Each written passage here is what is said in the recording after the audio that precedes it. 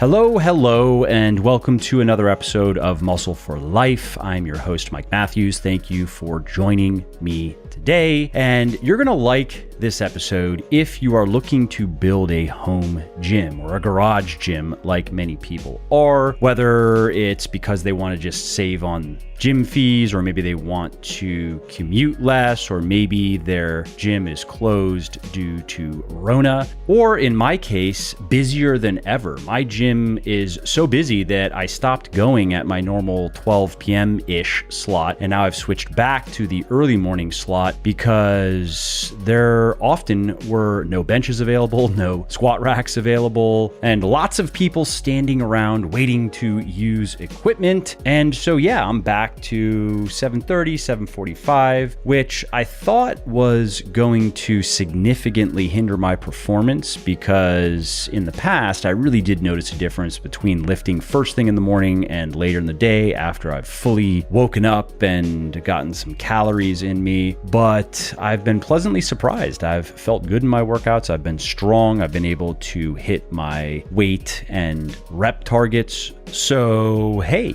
these days, the little things mean a little bit more, don't they? Now, as far as home gyms go, if I had the space in my house to get the equipment I would really want, I would probably do it, because the prospect of having a kick-ass home gym is exciting. You don't have to wait for equipment. You don't have to smell the smelly people. You don't have to endure awful gym playlists. But once you start to look into how to build your Iron Utopia, you run into a lot of questions. What equipment should you buy? What brands should you buy? How should you set everything up? And the good news is, thanks to the unprecedented levels of demand right now for home gym equipment and the power of the interwebs, you have quite a few options to choose from, and you don't need that much space or that much money. So whether you have a studio apartment and a pretty bare bones budget, or maybe a 3 or 4, 10-car garage that you can convert into a full-fledged gym and more or less unlimited capital, there is a solution for you. And that's why I have brought Cooper Mitchell onto the podcast. He is a bona fide home gym equipment expert. He is the founder of GarageGymReviews.com, where he features product reviews and articles all about setting up a home gym. He has tested a lot of stuff. For example, he has personally tested, and in many creative ways that you can go check out on his YouTube channel, Cooper Mitchell, Garage Gym Reviews. He's tested over 300 barbells. He's tested over 250 squat racks, 50 different types of bumper plates, and more. So he really does have his finger on the pulse and his ear to the rubber floor on this type of stuff. And in this interview, Cooper covers a lot. He explains how much money and space you need and how to make the most of that space. So bare minimums, of course, you can go up from there. He talks about what equipment makes for a great essentials gym, and then what you can add on top of that to make your home workouts even more interesting and in some cases more effective. We go over adjustable dumbbells, and Cooper shares a couple of pretty neat brands I hadn't heard of, and one in particular was really slick looking. Like, those would be the ones that I would want personally. And we talk modular racks, leg press options, belt squats, kettlebells, and more.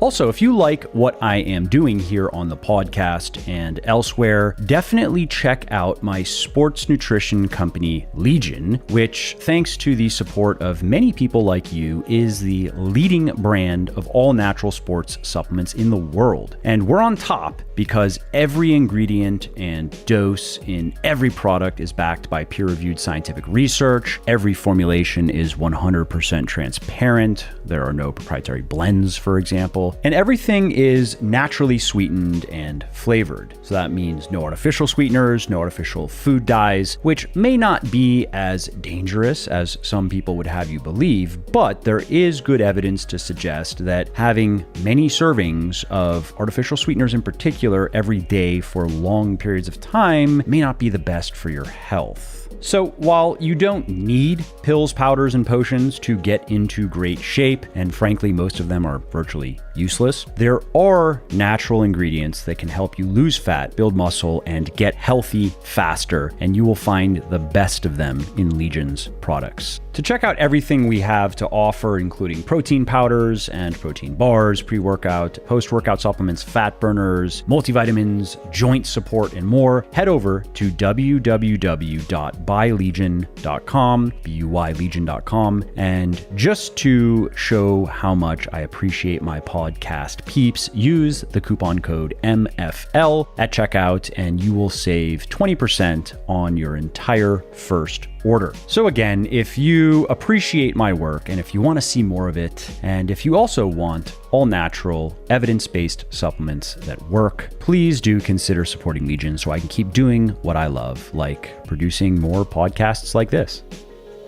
Cooper, welcome to Muscle for Life, my friend. I'm happy to be here. Happy to virtually meet you. Yeah, same. This was good timing because I explained this before, obviously we got on the podcast, but I'll say it again for everybody listening. So I have a long, pretty in-depth home gym guide over at legionathletics.com. And my content team and I, we recently updated it last year, 2020 COVID-19 edition. And I was going to turn that into a monologue podcast and just kind of share all the information in it. And it was right around then that you reached out to me. And I checked out what you're doing and I was like, oh, here's someone who actually has done a lot more work on building home gyms and reviewing equipment and putting together guides than me. This could make for a perfect podcast and save me a little bit of time and a little bit of agita maybe, because with the podcast, I have a love and hate relationship. I really enjoy having conversations with people. And sometimes I really do not enjoy rehashing something that I just spent a bunch of time writing and,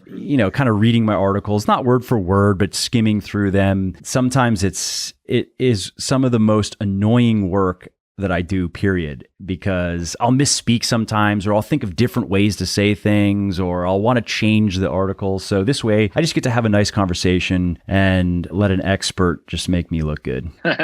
Well, hopefully I can provide some fresh perspective. I would say I've probably used a more variety of barbells than probably anybody out there. And that's somewhat of like a boast, but somewhat of I just don't have much else to do. So I review barbells.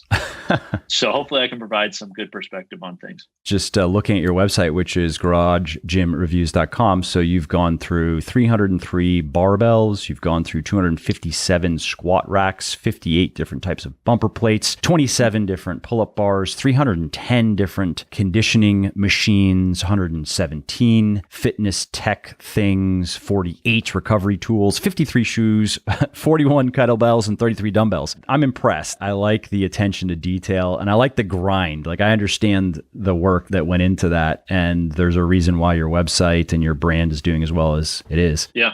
Well, it's an industry that I have passion about. And it's something I love doing. So it's definitely hard at times, when you've reviewed the same barbell from the same company like 5 times, but they keep coming out with a new one because they want to refresh it, even though there's not really much change about it. But yeah, it's definitely fun because I like, just like you, lifting weights and training in my garage, and I get to do it for a living. So it's fun. So let's see. Let's start this discussion. Let me just quickly give you an idea of who my average listener is. So this is going to be somebody who takes their fitness seriously, but isn't making a living from this. And this isn't the only thing they have going. They have, 3 to 5 hours a week to train, and they're into weightlifting or minimally into resistance training. And they spend more time doing that than doing cardio. They care about their health. They care about the food that they eat. They care about the supplements they take. They really want to know that what they're doing in the kitchen and in the gym is conducive to not just a good body composition, but longevity and,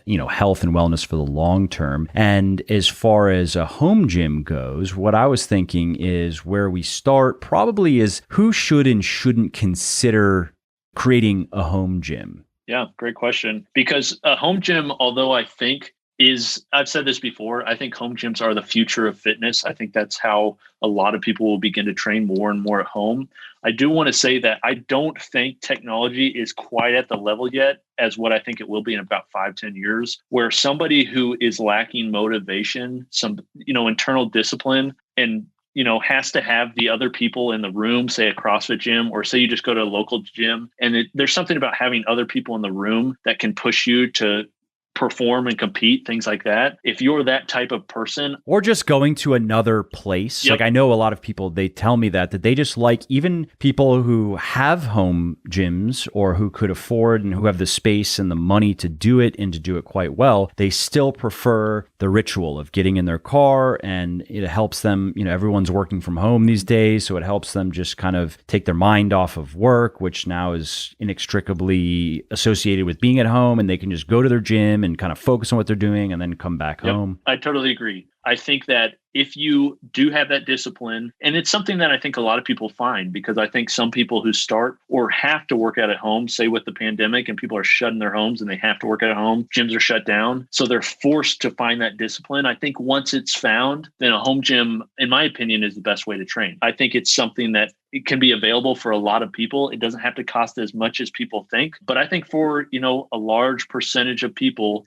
it can be one of the best ways to train. And I think there's a lot of obstacles that people have in their minds about how can I get that home gym where I can start training, that it's not as hard to overcome, I think, today as maybe they think it is. Yeah, it could just seem overwhelming at first, especially if you're new to all of this, Definitely. right? Because you don't even really know, for example, what you should be doing in your training, let alone how you should set up a gym to do that. So what are the constraints here? So again, like who would you say, what's going to be required? Because at least this is what I get asked about the most often in reference to home gyms. How much space do I need and how much money do I need? Those are like the first things that immediately qualify or disqualify, right? Yeah, definitely. Having capital, it obviously requires some, although I don't think it always requires a ton. And then also the space to put it, which is another thing it's a variable depending on your type of training. But I do think today there's a lot of options that you can have a large amount of versatility in a small amount of space. And that's kind of like the home gym game. That's what everybody's trying to do, is they're trying to increase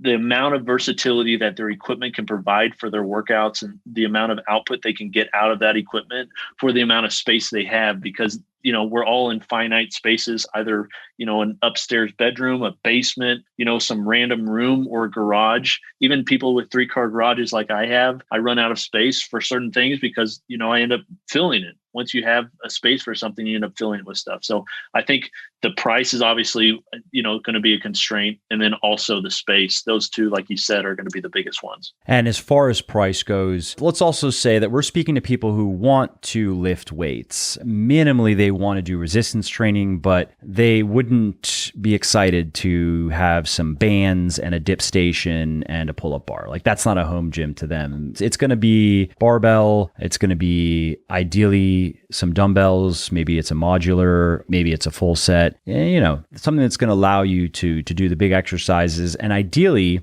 be able to do a couple of accessories at least, to be able to replicate some of what you find in machines, like replicate maybe a lat pull down, a seated row, a triceps press down, a cable curl, that type of thing. Those are going to be optionals for sure. Like the bare bones for people listening probably would be the barbell setup and the dumbbells with a couple of accessories, maybe to facilitate that style of training. And then if they could add a few more things, that makes it even more attractive. So with that in mind, what is the starting budget? And I know you're going to get into specifics, but I'm just curious, what would you say is a starting budget? If used equipment is a viable option, I'm curious to hear your thoughts on that, but we can get to that. What's a starting budget that you think indicates that somebody should consider doing it? Like if you can spend this amount of money, then we can work with that. And then how much space is needed? Yeah, I think the minimum viable amount of money that you need to have a gym where you can do a lot of movements, feel safe about doing them, and not a ton of space is going to be around $1,000. Obviously, that's going to go up as you want higher quality, and it can go down even if you want lower quality. For instance, we did a video on how to build a $500 Amazon home gym. And, the products are all imported. They're a little bit cheaper. But the thing is, I tweeted this the other day, a $1,000 barbell is not going to get you stronger than a $100 barbell. It's how you use it. So there's different things about the product that you're going to like and enjoy using. But I really think that a lot of people can get by with a low amount of money, like $1,000, which will provide you a squat rack, a nice squat rack that's safe, that you can do just a crazy amount of exercises, a lot of obviously lower body, but also you can bench out of it. You can overhead press, and then you can have a pull-up bar on top where you can do all sorts of pull-ups and levers and all those sorts of things as well. Add some rings on top, and then you can do some dips. But then in addition to that, we got a mutual friend in Mark Ripito that loves the barbell. And I think we would both agree that the barbell is king. And so a barbell for a home gym is kind of the center point for a lot of people that are training resistance training. So in barbells today are cheaper than any other time in history because there's more people training with barbells at home than any other time in history. So the economies of scale have allowed companies like Rogue Fitness, Rep Fitness, Titan Fitness, and some of these others to scale to a capacity that they can sell good barbells that, decades ago would have cost $1,000, and you can now get them for $250, $200 with lifetime warranties that are made in the USA. Something that in reality, not that long ago, would have seemed out of the realm of possibility. So I think getting a good barbell is your starting point. You get some iron on Craigslist or Facebook Marketplace that you can throw on up to the weight that you want to lift eventually. You can always add more on. If you want something that you're going to be able to drop, you can go with something like bumper plates. But I think for most people, iron is really what they should look at. But then you have your squat rack, you have your bar that's really nice. You have a squat rack that's got some safeties on it. It can be in a half rack or a 4-post rack, like a power rack. That's what I prefer. I think it's a little bit safer, and it also has a pull-up bar. Then you have your plates on the end with some collars that are really cheap. And then I would suggest probably a bench, some sort of flat bench. I mean, we tested an Amazon Basics bench that was $50 that had like an 800-pound capacity. And honestly, like it was IPF height. So it was 17 and a half inches off the ground, which is what you want. There's just a lot of really good things about it. And it was $50 shipped to my door. So I think, you add up, let's say $250 for a barbell. Was it off the back of the truck and then to your door? Yeah. I mean, I was amazed how sturdy it was. There's definitely a lot of refinement that could happen with it, with better foam and all this other stuff. And I like nicer things. So there's a lot of things I would prefer over that. But for a bare bones setup, you just want to get training, like options like that are perfect. It's like the H&M of a bench. It's just cheap, made cheaply, but it's something that can get you started. So, you're looking at $250 for a bar, $50 for a bench. You're looking at maybe $500 or so for a rack. There are some okay racks that are imported that I would still say are safe, that are around $250, $300 shipped on Amazon. But I do think that a lot of people, what happens is they end up upgrading over time. So if you can get something that's a little bit more expensive for the things that you use, you're going to have better resale value, and you're also going to feel safer, be able to add attachments and things like that. So I think $1,000 is going to get you all those things. And then if you want to add something like adjustable dumbbells from Power Block or Iron Master or some other company like that, that could be, one of those luxury items that you could get that would still come in under that $1,000 mark. And you'd be able to do, most of what most people do at the gym for, around $1,000. And what about space? Yeah, definitely. That's a hard one. Here's what I say is minimum space. If you want a barbell, which you don't have to train with the barbell, but I think if you want a barbell, the minimum amount of space is going to be 9 feet wide. The reason I say 9 feet wide is because the barbell's 7 feet and you have a foot on each side at a minimum to put plates on and to prevent you running into your drywall and popping a hole in it. So I'd say 9 feet wide. Man, imagine training in... It would discipline you for sure. I mean, it would keep you're going to be paying a really close attention to your form, and you're not going to be throwing barbells around. And that would be interesting, actually. Definitely. Well, I think you'd be amazed at the amount of fitness that can be had in such a small space, and kind of what we're seeing. Like we did a video on how to build a shed gym. So I bought a shed that was, I think, 9 by 12 or something like that. And I just put a whole setup in there. I put a squat rack, conditioning bike, plates, everything you can think of. And you don't need a ton of space. It's nice to have more space. Obviously, you won't feel as claustrophobic, but there's a lot of people out there that are getting it in a 6x6 room. So I think that 9 feet wide, and then I would say a depth of minimum 6 feet, maybe 9 feet, that would allow you to have some space in front of the power rack to deadlift. But I got a guy who lives in San Francisco. Obviously, rent is super high. So he trains out of a closet gym. He lives in a dented porta potty. And...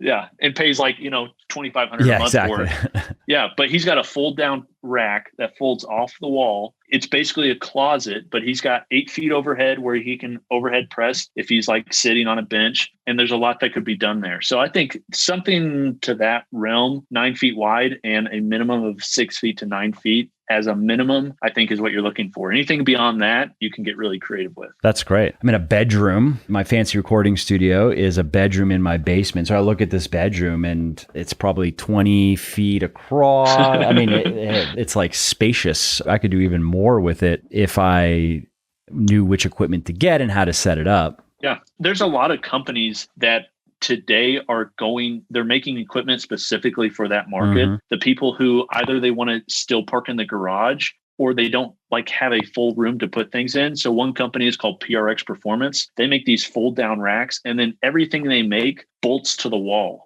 So it all collapses up against the wall. The rack sits off like 4 inches off the wall when it's up. And then when it folds down, it's, you're able to use it fine. You can park your car in the garage fine. So like this is a need. The lack of space is a need that a lot of people have. And so there's a lot of companies that have met it. And that's not even like considering any of the smart home gyms out there like Tonal or Tempo that are using cables and like very small, they're using magnetic resistance and all types of weird resistance to have a compact gym that's suited for apartments and things like that. Are there any downsides to, I've seen the PRX setup, I've just never trained with one. Are there any notable downsides to that versus a more traditional home gym like what you were just describing? Yeah, I think the biggest downsides are one, the stability of the rack, because the way that it's bolted, once it comes down, they're using like, I want to say 1/4 inch, maybe 5/8 inch steel. And it has some rigidity, but the side to side isn't perfect. 2 is safety. It's not a 4-post rack. It's a squat stand. So you can put safety spotters on there. And I would suggest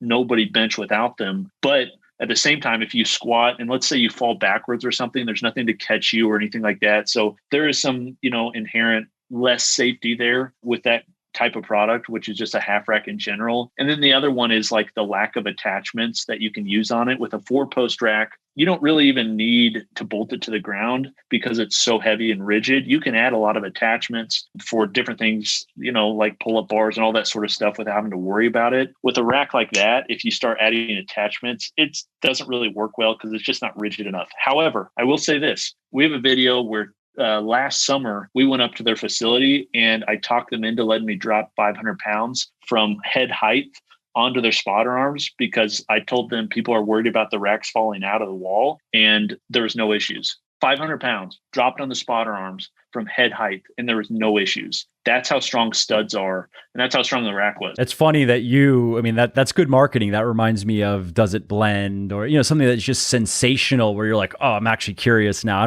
People who aren't even in the market, I'm not even thinking about buying one, but I want to see what happens. It's funny that they didn't come up with that idea because I'm sure that they were hearing from people asking that question. Like, how do I know this thing is safe? Definitely. Well, they were nervous. They didn't want to do it. But you think they would try it themselves then? Exactly. If they knew like, oh no, this isn't going to go well. We've already done it. Sorry, dude. Yeah, that's what I was saying. I was like, you guys should like do this internally. And then once it's successful, then try it, so everybody can see. But I talked them into it. I was like, can we just do it first on video? And they're like, well, you made them a lot of money. Yeah. Oh yeah. That video has over, I think 1 million views. So that video is really popular and I'm sure it sold a lot of their. That's the type of idea that produces like a viral video or a viral ad. You could have gotten an agency fee or something for that, a creative license royalties or something. Definitely. But yeah, I think those type of products can be really useful and they're not crazy expensive. They don't take up a ton of space. And that's something we're seeing a lot where people have garages. They want to have a garage gym, but they're like, my wife doesn't want to, park in the street. She likes her car warm. So she parks inside, which I made sure my wife knew ahead of time. She would never have a parking spot, even though we have a 3-car garage. But, I planned ahead. But if that's the case, there's a lot of companies out there that are meeting that. You can just bribe her with other things. It's just a negotiation. Exactly. I said, you get the house, I get the garage. So you want special furniture, whatever, I'll take care of it as long as I can get my barbells. So we're good. Yeah. You can't park the car in there, but you can get the car you want. How about that? Yeah, there you go. Exactly. Unfortunately, we have 3 kids and she drives a van now. So I guess it's not absolutely ideal car, but that's okay. Well, one day she's going to say, all right, it's time for the Range Rover. Yeah, the Tesla Y, definitely. Yeah, or that. Actually, I just got a Tesla Y. Okay. How do you like it? I think it's great. Okay. I like it a lot. Sweet. I didn't get the X because my wife has an SUV and we don't need 2 SUVs. And actually my plan is to dump the Y in Florida. I split my time, my family and I, we split our time between Virginia and Florida. And we currently don't have a car in Florida because we don't really need it. When we're there, everything that we want is within walking distance, and my family there and her family's there. We can grab someone's car. But I'm like, all right, let's get our own car and just have it there. And so the idea is to put the Y in Florida, and then I want to drive the Cybertruck around for when I'm in Virginia.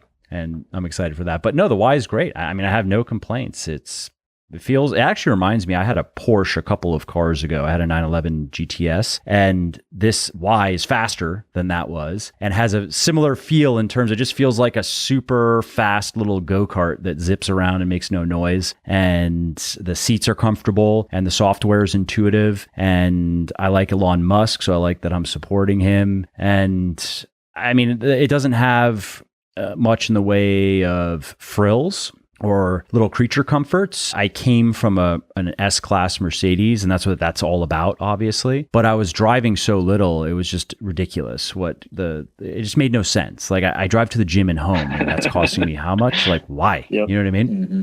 And so I liked that the Y is a lot less expensive. And as far as like what I need, a car that just gets me around, because I also no longer care about trying to look cool. Yeah. If I'm just being blunt. And part of the reason why I got the Mercedes was, I mean, it wasn't like to look cool, but there is a bit of that. Like that is a reason why somebody gets a Porsche, or definitely. Unless they're just so into cars that, you know, they just love it for their own enjoyment. That's not me. I don't care about cars. Really, I don't. Anyway, and now I just don't care at all about trying to get attention or signal anything. I don't care. So I was like, this is great. This is perfect for me. So yeah, no complaints. Cool. Yeah, the Cybertruck is definitely my grail vehicle. I hope to get one when they come out. I drive an electric car, but it's called a Nissan Leaf. I just did it because I don't drive anywhere anyways, same as you. So I was like, what's the cheapest electric car I can get? So I got one of those. And after using an electric car, I'm sold. And now I want a Tesla. So once the Cybertruck comes out, although they're controversial, I love the way they look. Did you put your $100 down? Oh, definitely. Yeah. Yeah. I like supporting Elon too. I mean, I love everything about that business. So yeah, any way I can do that, I like to do it. And I'd really like one. So we'll see.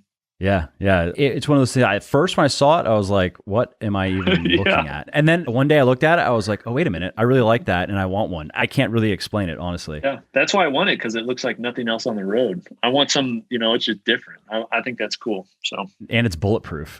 Yeah, that too. Which actually may be relevant considering where we're going in this wonderful clown world. Certainly. No, I think so too. Anyways, let's get back on topic here. So we have a good now overview of, we could say it's a bare bones, but it's an essentials. It's an essentials home gym that allows you to get your strength training done, and maybe with some attachments and some dumbbells, you can do a bit of your bodybuilding stuff too if you are training that way, which is how I train and a lot of the people listening train, where it's like core strength, but then some extra bodybuilding stuff for volume for other muscle groups. I think at this point, it'd probably be helpful then to maybe you could just quickly go over some equipment recommendations for that essentials gym. And then we could talk maybe a little bit about if somebody has more money to spend and the space for it, what are some of the other recommendations that you would at least say that what should they consider adding to their essentials gym? Again, assuming that they're doing mostly barbell and dumbbell training, but they do like to use, I'll use myself as an example. So some of the machines that I like to use in my gym are the lat pull down machine, the seated row. It's the same machine, but you can, adjust it. So lat pull down, seated row. It has a seal row station, which I like. Not that that's essential, but it's kind of cool. And I'll use the cable setup for some arms, sometimes some shoulders there. And there also is another horizontal row machine that I like to use. And the leg press, of course, if they had a hack squat, I would use it. So that'd be something, if I had the space and I was willing to spend the money, I would consider that. Now, I'll stop rambling. We can get there when we get there. But let's start with some equipment recommendations. And maybe you can share, okay, if money is not so much of an object and you're willing to spend, let's say, a few $1,000s on your essentials, get these things. And if you are on a budget, here are some things to consider. Definitely. Yeah. So on the higher end, I'd start with the squat rack. And this will kind of tie into some of the things you're wanting to use with a lat pull down and some of those other things. There's a lot of squat racks that are available today that are completely modular, and you can add lat pull downs and all sorts of attachments to them. So you can really mimic a lot of the machines that you just talked about liking at the gym, and you can have that in a small amount of space in your power rack. So if that's something you're looking for, you're like, I want something that's modular. it's a little bit more expensive, but I want to know I can always add to it. There's a lot of safety there, everything like that. Then I'd give two options. One would be the Made in America option that's a little bit higher, and that's Rogue Fitness. Their Monster and Monster Light series racks are probably the best.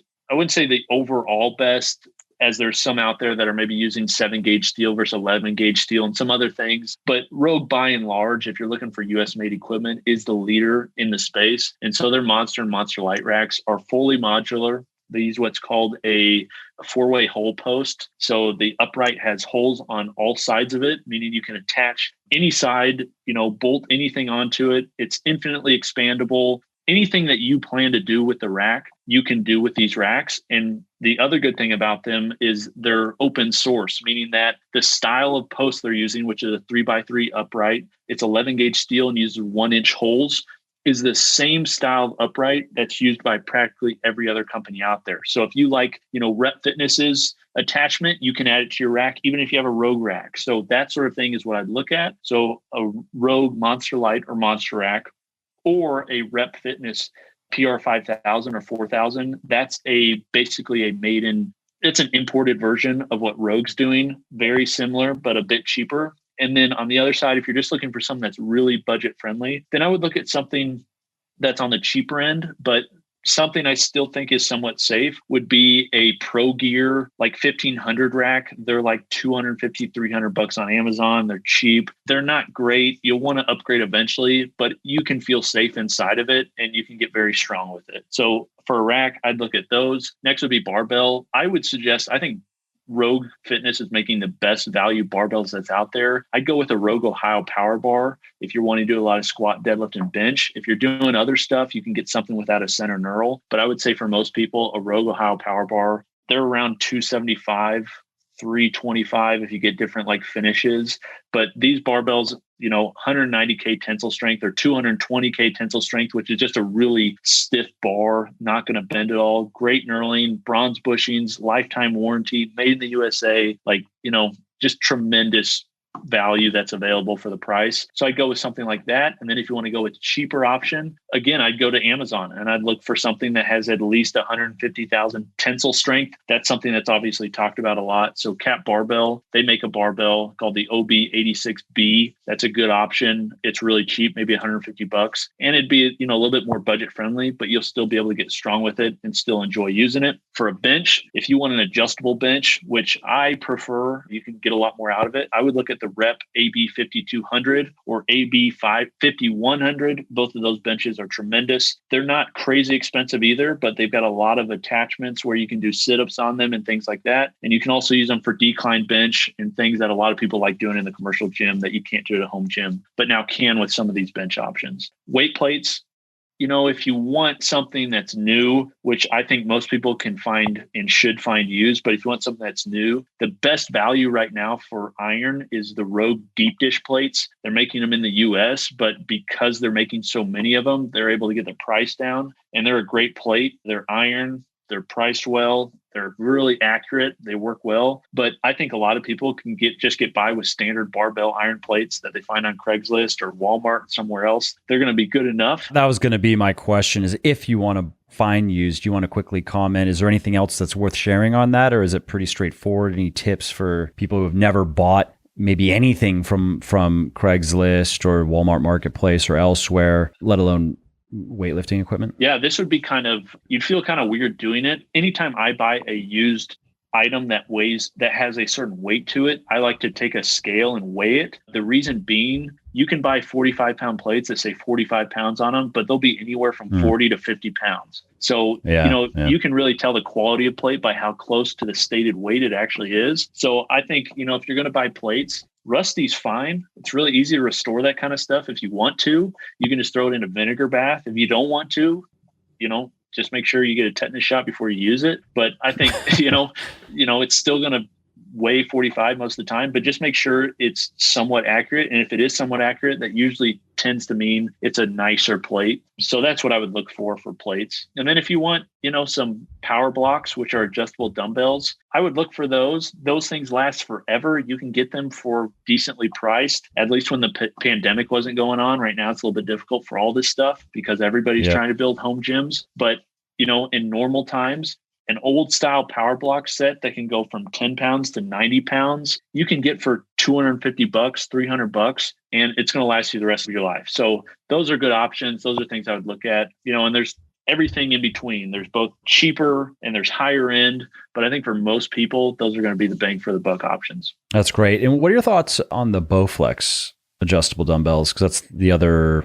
most popular one out there, right? Assuming that you can even get them. I don't know. The last time I actually have some, but the last time I looked for updating an article, they were out of stock. But. Yeah, definitely. The Bowflex Select Tech 552s and then Select Tech 1090s or 1080s, they're both, I would say they are the best value adjustable dumbbell that's out there. They're not the best. There's definitely some things about them that I don't like, but I think they're $350. I find them awkward. Hey, they get the job done. I have the set that goes up to 90 pounds and it's a very awkward 90 pounds. And then also one of the little plates doesn't always hold. So that's kind of obnoxious. And I haven't used them that much and I've taken good care of them. I don't slam them down so it just broke a little bit, but it tends to hold. The main thing though is they're awkward. And then I know people complain about the handles hurting. I guess my hands are just used to it. It doesn't bother me, but yeah, that's definitely an item where you get what you pay for. Anytime there's some sort of complex movement, there's like issues to be had there. So the way that they're adding the weight with the dials and things like that can cause issues. I think for a lot of people, they can overlook some of those things because they're trying to save money. And that's one of the reasons they're building a home gym. So it will be fine. However, if you want a nicer experience that's going to last longer, then there's a company called Dumbbell that we've reviewed that has a pretty cool locking system. They're really nice. And then Iron Masters and Power Blocks as well are both, really great popular dumbbells that I've reviewed in depth, all of those. And I've tested them by dropping them from hip height and all sorts of weird stuff just to see how long they would last. And all three of those, I would give my, thumbs up to that they'll last pretty well. Nice. And that Dumbbell, it's spelled kind of strangely, right? For anybody who wants to try to find it. Definitely. Yeah. It's N-U with, I'm Midwestern. I'm not Nordic. So the two dots on top of the U. An umlaut. Umlaut. Thank you.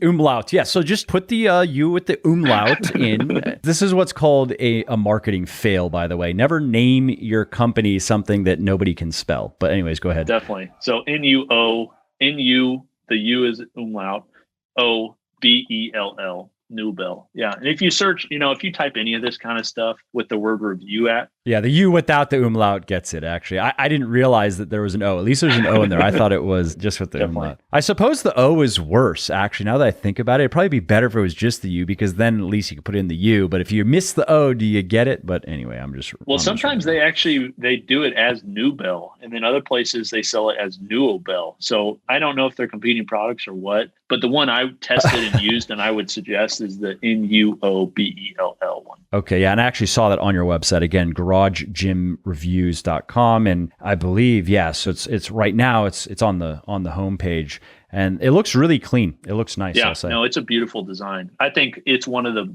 prettiest looking dumbbells that's out there. What the form matters to your purchase, you can decide, but it feels the most traditional of a dumbbell, like a normal dumbbell. And you're talking about now when you use it as well? Yeah. Oh yeah. I mean, that's what it looks like because it just looks like a solid hunk of metal. Obviously, you can see that there are layers that you are using to get your weight, but they look really flush with each other. Yeah, it's basically like a pro style dumbbell where they're using iron plates, but they're just thinner and they're cast iron plates. And then they're using what's similar to a barbell handle with knurling, which is really nice and not something you often find with adjustable dumbbells. So yeah, they're nice. That's great. If you like what I'm doing here on the podcast and elsewhere, definitely check out my sports nutrition company, Legion, which, thanks to the support of many people like you, is the leading brand of all natural sports supplements in the world. I think that's good for an overview on the essentials. Are there any other maybe add-ons that are worth considering? You had mentioned some of these extra accessories that you can get. You mentioned from Reps Fitness. Is there anything else you wanted to add there? Maybe some pull-up bars, accessories that you can add to your rack versus, and then this is me just kind of asking, versus the ones that go into a doorway or maybe the ones that you can attach to the wall. Kettlebells are probably worth mentioning. I don't know how popular they are among my listeners, but there's something I do get asked about fairly often. Yeah, definitely. So any of those racks that I mentioned, they all have the option to have a lat pull down added to them, which has a low row functionality too. So any of those, if you get any of those racks, they do have add-ons that you can add the lat pull down and low row to.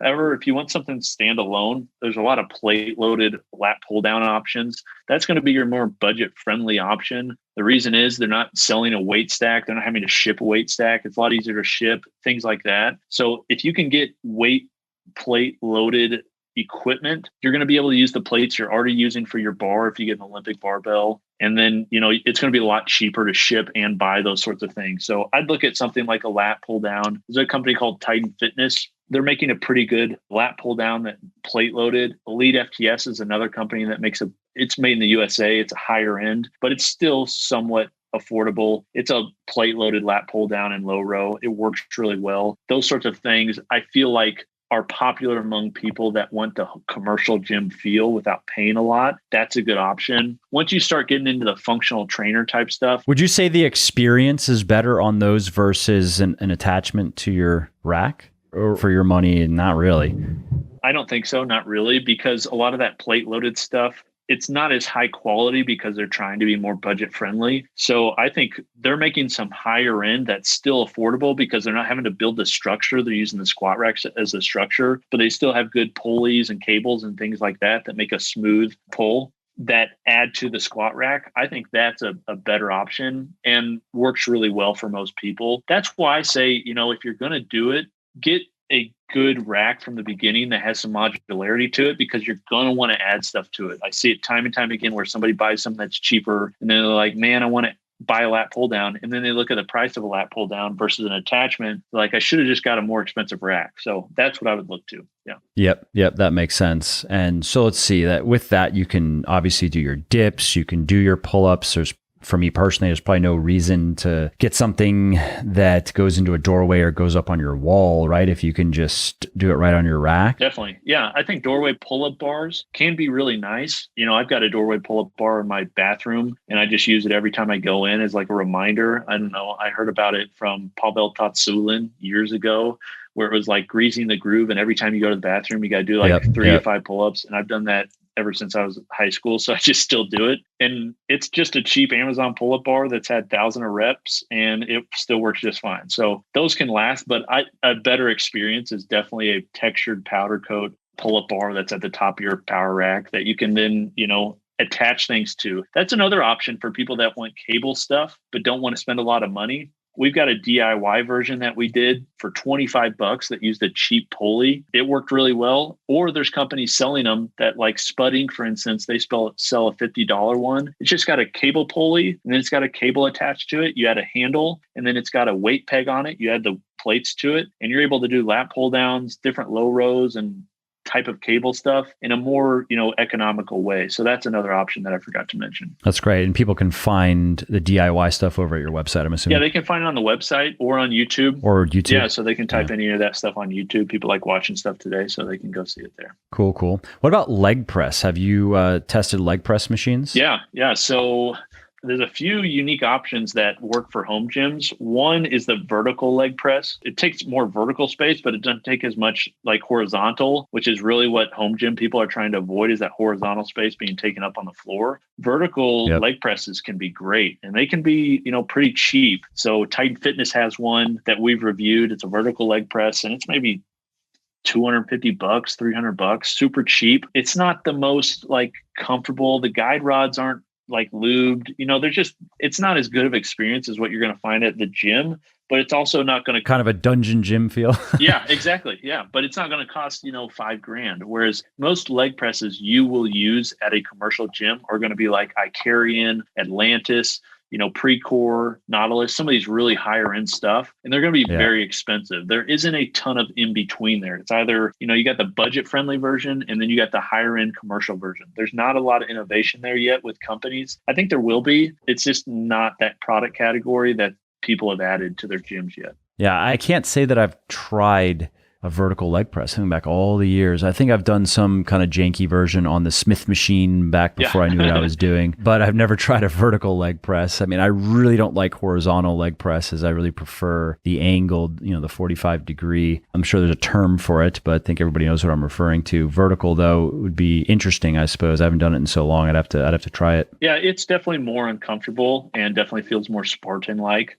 But, as far as like some of the pain points that people have with leg presses is like, it hurting your lower back and things like that. I don't think it does any more damage to your lower back than a regular 45 degree leg press. Which I would say does no damage so long as you're doing it right. I mean, the key thing being, right, so you got to keep, a lot of people know this, but I'll just say it in case you don't. The key is you want to use a proper range of motion, but you don't want to bring your knees towards you so far that your lower back starts to come off, starts to curl under and come off of the pad. You need to have that neutral spine. So that will depend on your anatomy and your flexibility. Some people are going to be able to get more range of motion on the leg press, again, without bringing the lower back up and off of the pad. So you just have to kind of work it around your body.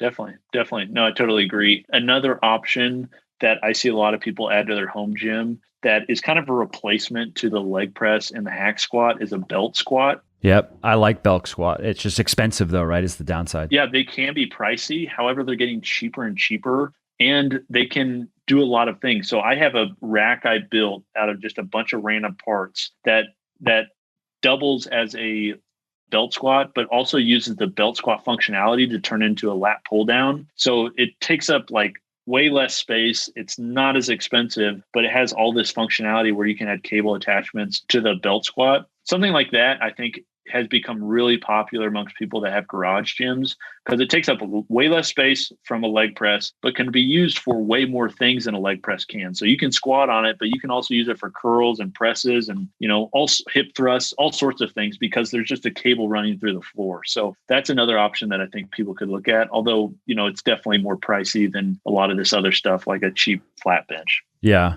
Although, I'm looking at your website here. Titan Fitness has a belt squat plate loaded, it looks like, for $500. Yep.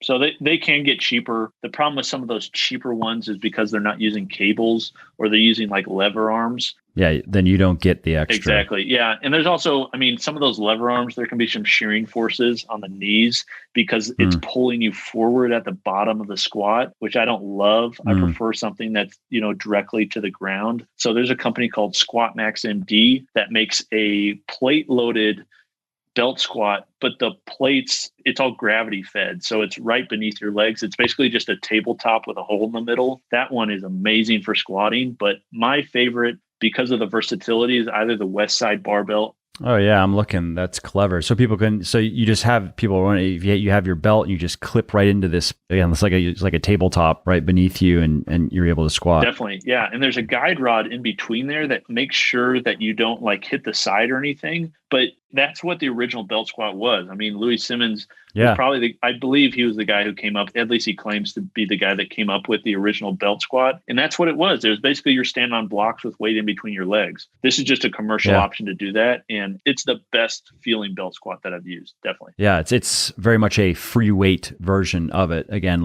versus what you were saying, a machine that kind of forces you maybe into an unnatural range of motion, which I've used the Pit Shark and I didn't have that, but that's obviously a more expensive. I like the Pit Shark, but I don't know the price, but I know it's probably at least a couple $1,000. Yeah, the Pit Shark's really expensive. It's using a lever arm, but it's a really long lever arm, so it's not as much of an issue. The problem with the Pit Shark is you have to use so much weight to get an actual good feeling from it. It's just like for most home gyms, it's like you got to have so much extra weight, where a lot of these, like the Squat Max MD, you don't need a ton of extra weight because it's literally just gravity. It's very hard. The Rogue Fitness Rhino, that's another one that uses cables instead. You don't need a ton of weight on it. And that one, in my opinion, a cable-based belt squat is the most versatile. It's not the best feeling for a squat because you really have to be directly over the top of the pulley. However, you can use it for a lot of different things that you can't for these others. And again, that's what a lot of people are looking for in a home gym.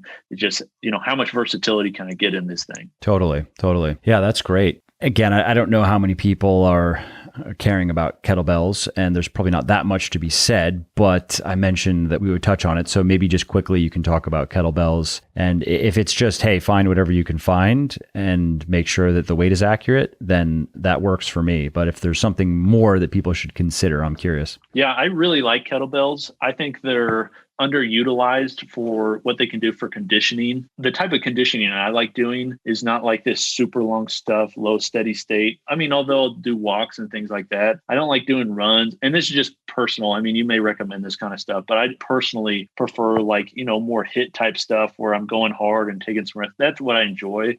So I like kettlebells for that purpose. And kettlebells can also be really versatile. You can use them for presses. You can use them for Turkish get-ups. You can use them for swings and carries and all sorts of stuff. I like them for lunges as well. I find them more comfortable than dumbbells. You can either hold them to the side or you can put them up on your, your front rack or even overhead. And they do, like you said, they feel more comfortable definitely than a dumbbell. So I really like kettlebells. I mean, as far as where to look for kettlebells, there's a ton of different options, but I think just like you said, look for accurate weight and look for price per pound. The type of kettlebell can range in the cast iron they're using. If you want something that's practically unbreakable, go with something like a ductile iron, cast iron kettlebell. You can throw them off buildings, and I've done it. I've thrown them off parking garages, and they don't break. They just last forever. But I would look for one that's what's called gravity cast. That means they're casting the handle and the bell at the same time. They're not like welding it separately. With some of the cheaper ones, that's what happens, and they end up breaking. So something that's gravity cast would be your first and foremost thing to look for. And a couple of companies that do that, Kettlebell Kings, they make tremendous kettlebells, great prices. And then also Rogue Fitness, they're making great kettlebells in the US, and because they're so big, they're able to offer prices that a lot of other companies can't. So either of those would be good options. Awesome. Love it. Well, you've reviewed so many things. We could probably keep going for another hour talking about shoes and conditioning equipment, and you have belts and balls and all kinds of stuff on your website, a lot of body weight stuff as well. But I think at this point, you have given people a great overview of what a very versatile and effective home gym can look like without having to build a shed or something on your property and, spending thousands of dollars on it. And again, I'll just repeat your website because there's just so much stuff on here, garagegymreviews.com. And then you said you're on YouTube as well. Is there anything else that you have just kind of floating around in your head relevant to everything we've discussed that you want to mention? Yeah, here's what I'd say. The equipment is extremely important. But what's more important than that is having a game plan when you're going out to work out. If you think that you're just going to go out to the garage or go out to your home gym and just like piddle around, and I'll use this, I'll use that, you got to have some idea of what you're going to do. So I love programming. I like having a plan of how I'm going to train. Very helpful. And I would say having some sort of accountability to use your gym is also important. So making sure you have a training partner or you have a coach or something like that can keep you accountable to your training so that, you're just at home training. Nobody sees if you're actually putting the work in or not. Having somebody that's accountable will allow you to actually maximize the amount of time you get from your equipment. So it's nice to have nice equipment, but it only matters if you use it. So make sure that you get some plan in place so that you often use it and enjoy using it. Yeah, I mean, shameless plug for Legion's coaching, but that is one of the reasons why many of our clients stick with us longer than they really need to. Like, we make education and self-sufficiency a big part of our program, in that we actually want, part of the pitch is after 3 months or so, we want you to be able to fire us. We want you to know enough to be able to just continue on your own if you want to. But one of the reasons why many people choose to continue is this point of accountability. And we work with a lot of busy people who don't mind the added expense when they know that somebody else is taking care of all the details. If they want any changes in their meal plan, they can just send an email. If they want any changes in their training plan, or if they have any questions, or if they are now kind of plateauing and want to figure out what's going on, it's nice to be able to just outsource that to an expert. But that point of accountability, I know, is one of the major reasons that people sign up with us in the first place and enjoy the program and then continue, is they develop a good relationship and their coach becomes a friend, and then it just helps them, like you said, it's just one of those little things that nudges you in the right direction, right? That nudges you to get into your gym and do your workout and work hard. Definitely. Yeah. I think that's a part of the process that's very underrated, because when you buy it, there's nothing that you're holding. Whereas like a squat rack, it's like, I can see, I can touch this, but having somebody who's there who can, see your lifts, advise you on your lifts, tell you how to train, that sort of thing is really important for anybody that's training. I mean,